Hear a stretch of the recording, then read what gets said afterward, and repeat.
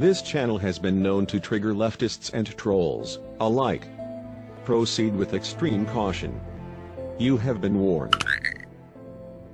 An intense case of road rage ending with a woman brutally beaten with a bat. Billy Shamirmir is charged with capital murder for the death and robbery of an 81-year-old far North Dallas woman and 2 counts of attempted capital murder for attacking and robbing a 91-year-old Plano woman and a 93-year-old Frisco woman. I'm not scared. I'm not scared. Just Tuesday, we have 5 known cases of fraud, $12,000 of refunds that we were able to identify, stop, and never send out the door. Shamirmir uses healthcare experience to his advantage in targeting and exploiting seniors, some of the most vulnerable people in our community. After I got hit with the first bat, I just grabbed her and we started, kind of wrestling on the floor, so I got the bat away from her. This is terribly disturbing. I don't know what they got against them. I think that's cold-blooded. Tonight, 4 deputies named in our report are both out of a job and they're criminally charged. Being able to prevent them from being in law enforcement anymore, it's a huge get for the district attorney's office. I don't know what they got against them. I think that's cold-blooded. This is terribly disturbing. This is terribly disturbing. This is terribly disturbing. This is terribly disturbing. Damn! Now YouTube censored. I'm mad as hell right now. Yes, I am. Viewer discretion is advised. Mama Black. This program contains language and sequences some viewers may find disturbing. There's a massive effort in 4 North Texas cities to find out if a man arrested for the murder and attempted murder of 3 elderly women has many more victims. Billy Shamirmir is charged with capital murder for the death and robbery of an 81-year-old far North Dallas woman and 2 counts of attempted capital murder for attacking and robbing a 91-year-old Plano woman and a 93-year-old Frisco woman. Police say he was a home health care worker. We have team coverage tonight. Fox 4's Alex Boyer is in Plano with more on those crimes. First, Lynn Wynn is in Dallas with more on the entire investigation. Lynn. Well, Steve and Heather, police believe that Shamirmir may have been linked to crimes in 4 cities, at least so far, but the full scope of this is still unknown. Investigators don't know how long this is going on for or how many victims there may be. They plan to review hundreds of cases of unattended deaths in the meantime, and maybe calling the FBI for help to review some of those cases. We're not going to leave any stone left unturned. Possibly hundreds of victims across multiple cities could be linked to 45-year-old Billy Shamirmir. Police say the suspect was a healthcare worker who sometimes posed as a maintenance man, tricking his way into homes. Shamirmir uses healthcare experience to his advantage in targeting and exploiting seniors, some of the most vulnerable people in our community. This is terribly disturbing. Police were tipped off to Shamirmir after 2 attempted murders and robberies of elderly women in Plano and Frisco, where the victims survived. While conducting surveillance on him at his apartment complex on Pear Ridge Lane, Plano officers saw him dump a jewelry box, which they linked back to the far North Dallas home of 81-year-old Lou Thee Harris. When officers went there to check on Harris, she had what appeared to be lipstick smeared on her mouth, and a pillow on her bed also had lipstick smears, indicating she may have been suffocated. Officers also found a set of keys in the suspect's car that fit Harris's front door. We're worried we could have more in the city of Dallas, too, so we've already begun that research, looking up any other possible things. And police know of other possible cases in Frisco, Richardson, Plano, and Dallas so far, but investigators will review hundreds of other unattended death cases to see if Shamirmir may have been involved. Dallas alone plans to review upwards of 750 cases. The elderly females, of course, is where we began, because that's the pattern that we see right now. Police say criminal records on Shamirmir date back to at least 2010, so that's where they'll start. Shamirmir has also been charged with trespassing, DWI, and assault in a 2012 case involving his girlfriend at the time. Court records show he beat her with a small pot during an argument, leaving her with knots on her head, a busted lip, bleeding, and pain, then started cutting the couch with a knife. Shamirmir is from Kenya and does have an immigration hold on him. Police say he may have been in North Texas earlier than 2010, but those are the earliest records they have of him, so that is where they will start reviewing those cases. They're asking anyone who may have had contact with him to call their tip line, which will be manned by detectives around the clock. Of the gate here, some big developments today in the criminal investigation into double dipping by some Tarrant County Constable deputies. A CBS 11 I-Team investigation last year exposed deputies over at Precinct 8 working private security jobs while they were on the clock for the county. Tonight, 4 deputies named in our report are both out of a job and they're criminally charged. Andrea Lucia broke this story and is live tonight. This precinct started the day with 9 deputies. Tonight, it has just 5. Retirement and terminations followed new indictments released today, and the second guilty plea we've seen in 2 days. Deputy Johnson, you want to say anything? No, I don't. Former Deputy Constable Keith Johnson walked out of the Tarrant County Jail trailing fellow former deputy Jason Lockett. Both were booked in this afternoon and immediately posted bond hours after they were fired by the county. Our investigation last year found them working private security jobs at Walmart and Fiesta, while claiming on county timesheets they worked full days for Precinct 8. Newly released indictments show they're now both charged with 1 count of theft by a public servant and 5 counts of tampering with a government record. They're accused of making false entries on county time cards and costing Tarrant County hundreds or even thousands of dollars. The news follows guilty pleas from Deputy Hayward Charles and the precinct's chief deputy, Arnold Holmes. Court records show Holmes admitted to assigning deputy constables to work at Fiesta Mart while they were supposed to be on duty with Tarrant County. In plea deals with the DA's office, both Holmes and Charles agreed to repay the county thousands of dollars, testify in future trials, and permanently surrender their law enforcement licenses. Being able to prevent them from being in law enforcement anymore, it's a huge get for the district attorney's office. Former federal prosecutor Brian Poe says the plea deals also ensure, if needed, these now retired deputies are ready to testify against their old colleagues. These individuals have said, look, we will commit to testifying truthfully if called. The county says Holmes and Charles both retired effective today. Constable Michael Campbell is the elected official overseeing this precinct. I did reach out to him today, but have not received a response. The indictments, though, show that he and 4 other constable deputies appeared as witnesses before the grand jury when it heard these cases. Between January and March of 2016, 2 men from Nigeria, Osariaman Isabor and Enyadanya, conspired to commit wire fraud by stealing the personal information of hundreds of Vermont state employees. On Thursday, they admitted to doing it. I believe I got the email. I was at the Department of Financial Regulation at the time as Deputy Commissioner, and the email was very deceiving, convincing. I've always been very suspicious of things like that. The information was obtained when an email was sent to employees. It linked to a site that would capture the data. It's a practice known as phishing.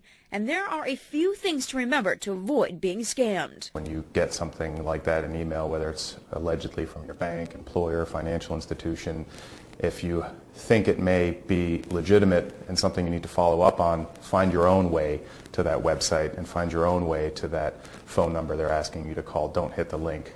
According to the Vermont Department of Taxes, they plan to use the information to file fraudulent tax returns. These type of scams are crucial to look out for this tax season. Just Tuesday, we have 5 known cases of fraud, $12,000 of refunds that we were able to identify, stop, and never send out the door. After the scam email was discovered, Samson says the employees who had their information compromised were monitored closely by the tax department to keep the state from handing out fraudulent returns. Now at 6:30, beaten with a bat, a woman surviving a terrible attack, managing to capture it all on camera. She says the road rage fueled the vicious attack. And this morning, she's still recovering and speaking to just one station about her terrifying encounter. 7's Lorena Estrada, live in Lauderdale Lakes with this exclusive. Lorena, good morning. Good morning. We did talk to the woman who says she was beaten. She says it all started when she caught off a driver. She then pulled into this plaza here, and that's when she was confronted by that driver and her sister, who was in a separate car. And she's now hoping that the incident that was caught on camera leads to their arrest.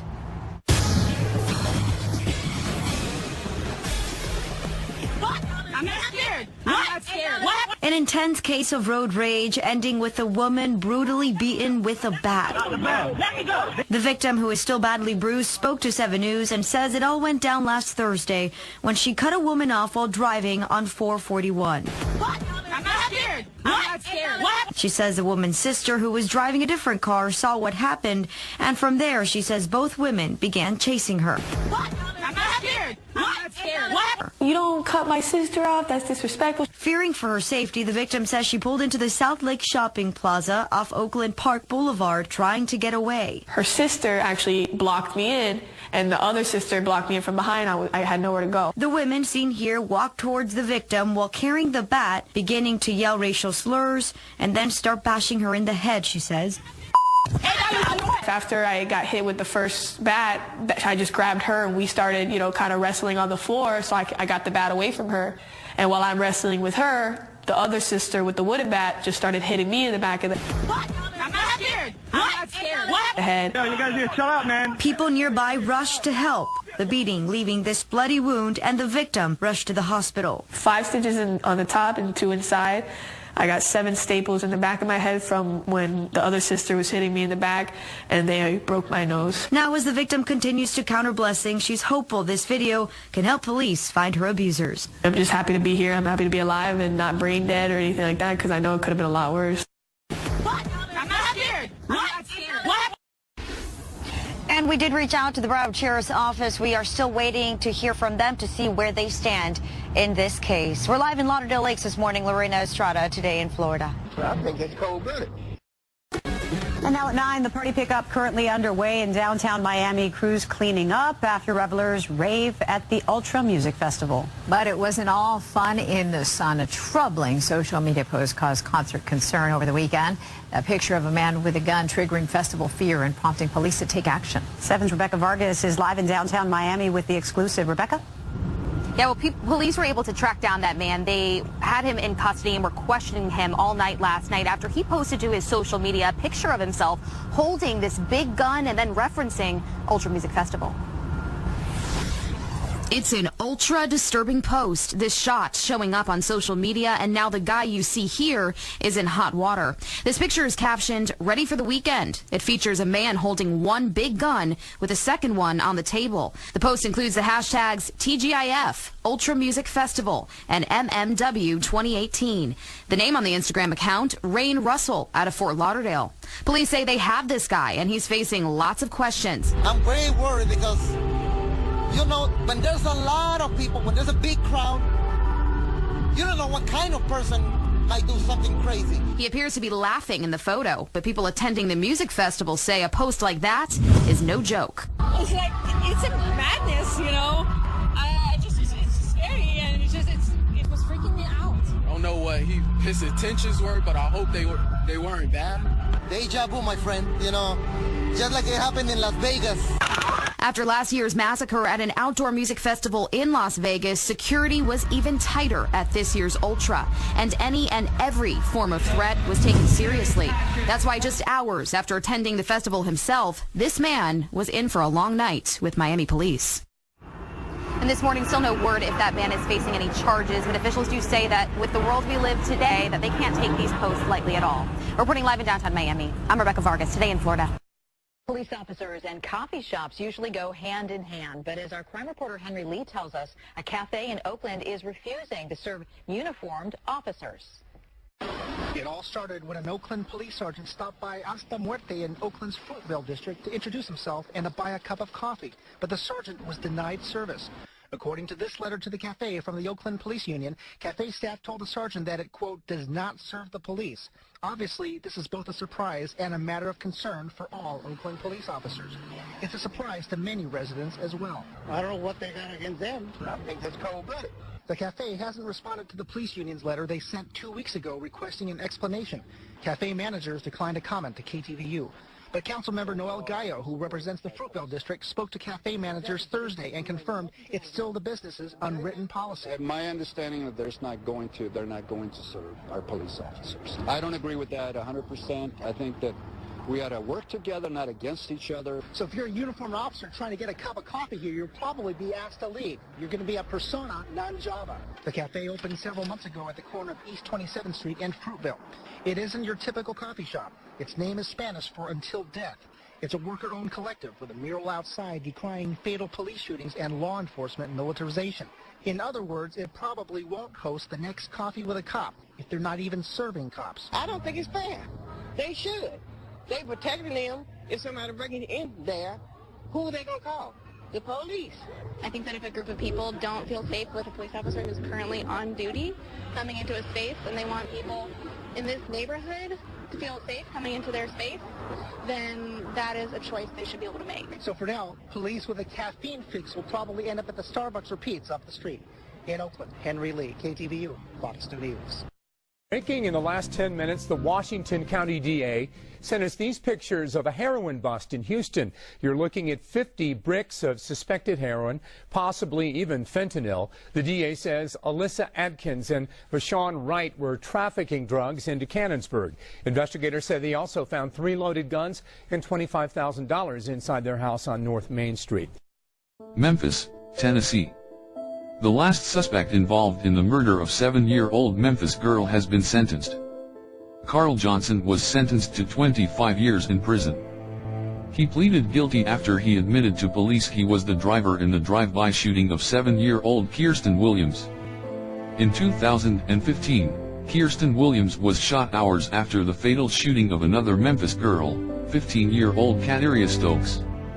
Williams was killed while she was playing outside down the street from her home. Kataria's brother, Carlos Stokes, was one of the men later convicted in Kirsten's death. Stokes was accused along with Jordan Clayton and Brandon Brookins of killing Kirsten in retaliation for Kataria's death. Stokes, Brookins, and Clayton are serving life sentences. I didn't pull out my gun. You was about to. You was about to. No, I wasn't. Did you feel threatened? Because he was behind you? Right. Get the fuck out of here, bro. That's crazy. No, he don't know. Bro, what? Oh, this is about what? It's about what? Like what? What the fuck is you talking about? Live here like what? Like what? You need help. Come back later, pussy. What the fuck is you talking about? I'm right here. So take the badge off. Take the badge off. Take the badge off. Take the bag off. Yo, take off, bro. I will beat the shit out of you, my man. Suck my dick then. Get the fuck out of here. I will beat the shit out of you. Suck my dick, nigga. Get the fuck out of here, nigga. Stop burping. Suck my dick. Shut up. Bye, Jackie Chan. Suck my dick. Goodbye. Shut up. Get out of here. Goodbye. Suck my dick. Goodbye. Get out of here. Suck my dick. Shut up. Goodbye. Take your badge off. Fuck is you talking about? Goodbye. Cocksuckers. Fucking pig.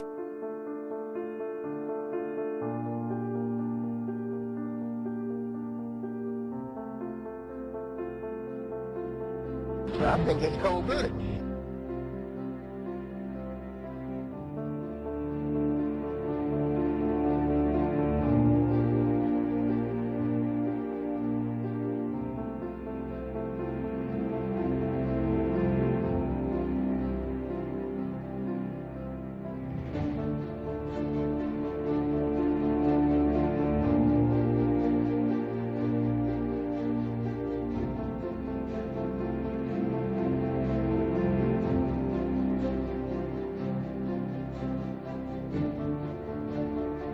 A trip to Costa Rica did not last as long as Patriot safety Deron Harmon thought it would. That's because police discovered some unexpected items in his luggage. They found 58 grams of marijuana hidden inside a can of iced tea.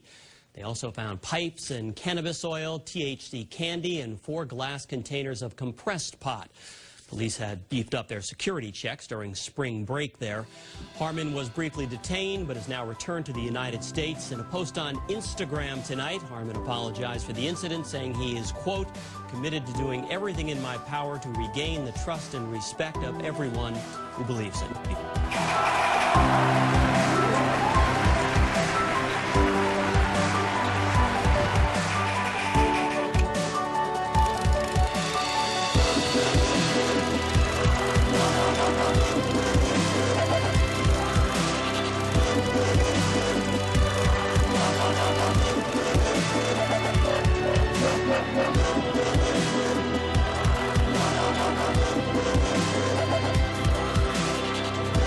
Special thanks to our G Channel's contributor T. Martin.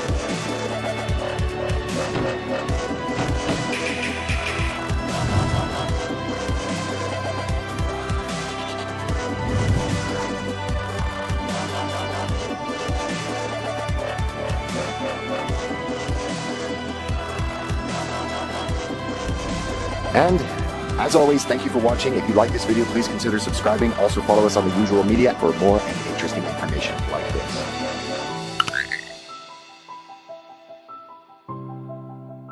Channel moderators are Jer Shax and Michael Thomas. Thanks for your diligence and dedication.